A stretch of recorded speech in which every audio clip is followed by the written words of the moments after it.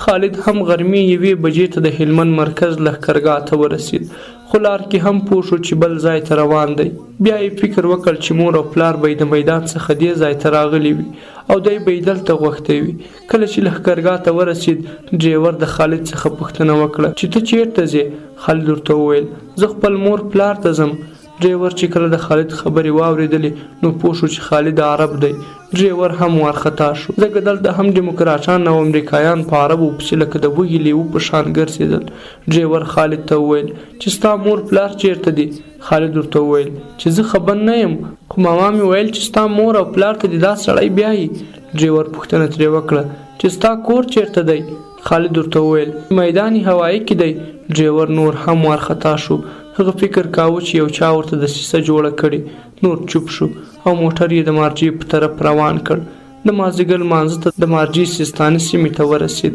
ډریور یو کلي ته نږدې موټر ودراوه او خالد ته یې وویل هغه نږدې مسجد ته ورشه، پلار دې هم هلته دی. خالد په ډېرې چالاکۍ سره له موټره کوز شو او په منډه د مسجد په طرف روان شو. د خوشحالۍ یې د زړه ضربان 100 ته رسېدلی و. ساه یې لنډه لنډه کېده او شاوخوا یې حیران حیران کتل. لیږ لار ورته ډېره اوږده شوه او همدا فکر یې کاوه چې اوس به خپل پلار وویني.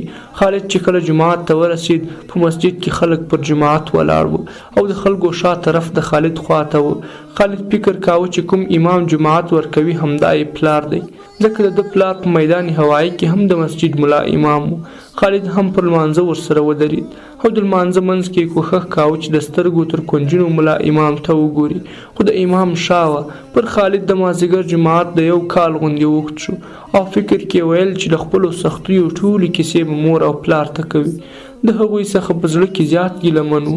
کله به یې ویل چې د مور پلار سره به ستړي مشي نه کوي او ځان به ترې خفه کوي، او کله به یې ویل چې مور به پر مخ مچ کوي او بیا به ځان سره مسکی شو چې مور به یې د ده په لیدلو څومره خوشحاله شي. او دا یې هم فکر کې و چې سهار به یې مور ورته هګۍ پخوي. خیال کې دا هم راوګرځېدل چې هغه د ده چرګه به یې مور پلار له ځان سره راوړې وي او که نه. په همدې فکرونو کې امام سلام وګرځاوه.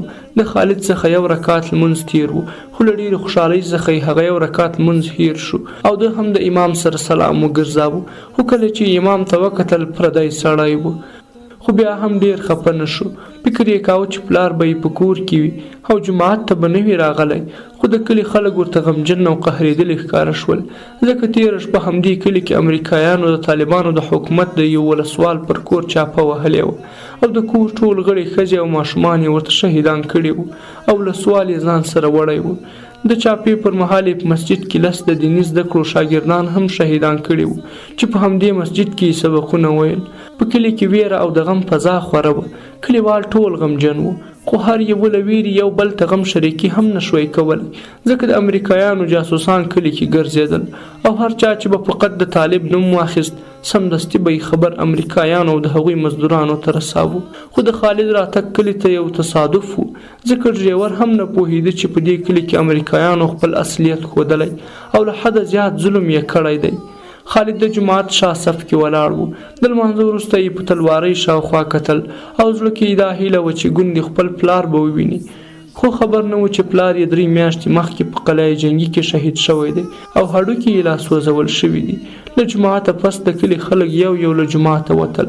خالد یې ننداره کول، خو د نانوای خبره ورته یاده وه چې چا سره به خبرې نه کوي.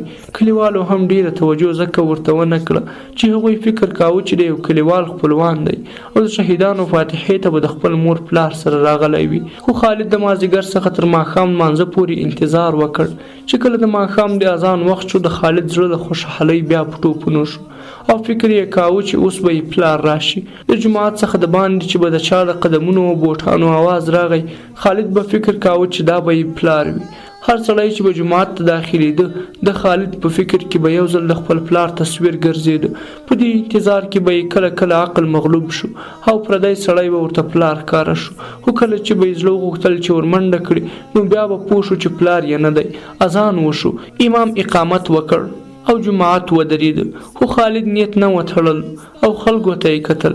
د اول رکعت تر پایه خالد نیت ونه کړ او په صف کې ولاړ و. دروازې ته یې کتل چې کله امام رکوع ته ولاړ، خالد هم نیت وتاړه او رکوع ته پسې کوز شو. د ماښام لمونځ هم وشو. کلیوال یو له مسجده وتل. مسجد کې تیارې شوه. خالد هم د مسجد بهر کښېناست. د هیڅ چا هم خالد ته فکر نه شو. جومات خالی شو. کلیوال ټول ولاړل، خو خالد لا ناهیلی نه و او فکر یې کاوه چې د ماخوستن لمانځه ته به پلار راشي. خو په زړه کې پلار ته زیات غوسه و چې ولې پر وخت د ده بیولو ته نه راځي. شپې هم خپلې وزرې وغوړولې. یخ او تیز باد هم لګېده او نری نری باران هم شروع شو. خالد د دې لپاره چې لوند نشي د مسجد دیوال ته ځان پناه کړ. که څه هم یخني زیاته وه، خو خالد د خوشحالۍ له امله بیخي یخني ته فکر نه و. هغه فکر کاوه چې پلار به یې اوس راشي او دی به تر لاس ونیسي او کور ته به یې بوځي. په خالد په همدې یخنۍ کې ماخوستن شو او امام اذان وکړ. خالد بیا خوشحاله شو. امام د مسجد څراغ بل کړ. خالد هم په منډه ولاړ او جومات کې کښېناست او بیا یې سترګې د مسجد دروازې ته ونیولې. بیا ټول خلک راغلل. د خالد پلار نه و. خالد باندې لږ لږ ویره راتله او زړه یې غم نیوه ځکه توره شپه را روانه وه. کلیوال یو له مسجده وتل. یو جومات ټول خالی شو. اخیر کې یو سپین ږیری یو خالد سره پاتې شول. سپین ږیري له نفلو وروسته خالد ته وویل: هلکه ځه ولاړ شه کور ته، ناوخته دی. زه نور د مسجد څراغ مړ کوم او مسجد بندوم. خالد هم له مسجده راووت او سپین ږیري د جومات دروازه بنده کړه. خالد هم حیران شو چې اوس څه وکړي. زړه یې ډار ونیو. په سترګو یې توره شپه سوه. مخې ته یې هر شی پیری او بلا ښکاره شو. یو خوا ته یې منډه کړه. مخې ته یې ولاړ توت پیری ښکاره شو. ژر یې مخ را واړاوه. بلې خوا ته یې منډه کړه. خو د جومات دیوال ورته د غر غوندې ښکاره شو. هر طرف ورته خطرناک ښکاره کېده. له ډېرې ناتوانۍ یې خپلې سترګې پټې کړې. یوه شیبه یې سترګې پټې کړې وې او وروسته یې په ورو ډول خپلې سترګې خلاصې کړې چې ګوري باران هم تیز شو. خالد د جومات مخکې د پل طرف ته منډه کړه. تر هغه پل لاندې شو. زړه یې زیات درزېده. نږدې و چې له ډاره د زړه حمله پرې راشي. په ټول عمر دومره ویره نه وه پرې راغلې. له زیاتې ویرې یې ژړلی هم نه شوی. هغه فکر کاوه که وژاړي پیریان او بلاګانې به پرې خبرې شي. له ډار او یخ څخه یې بدن لړزېده. د پل لاندې پر یو اړخ پروت و. بدن یې وچ شو خو له ویرې نه ښورېده. د سترګو څخه یې د اوښکو دارې را روانې وې. د مسجد څنګ ته د کلي سپي هم راغلل او غپا یې شروع کړه چې د خالد ویره یې نوره هم زیاته کړه. د خالد بدن د یخ له امله قرار سر راټولېده. خالد اخیر زنګنونه نسته ورکړه او راټول غوندې شو. خو له زیاتې ویرې یخنۍ ته بیخي فکر نه و. شپه ورو ورو نوره هم یخېدله. خالد له دې ویرې چې یا به یې سپی وخوري او یا به یې بلا ووهي د پل څخه نه شو راوتلی. خالد د شپې نیمایي کې خپل حواس له لاسه ورکړل. لاسونو او پښو یې هم د یخ له امله کار پرېښود چې د سهار اذان سره یو ځل بیا په هوش کې راغی. د مسجد له خوا د امام د پښو اواز راغی. خالد چیغه وکړه او د ماما نارې یې شروع کړې.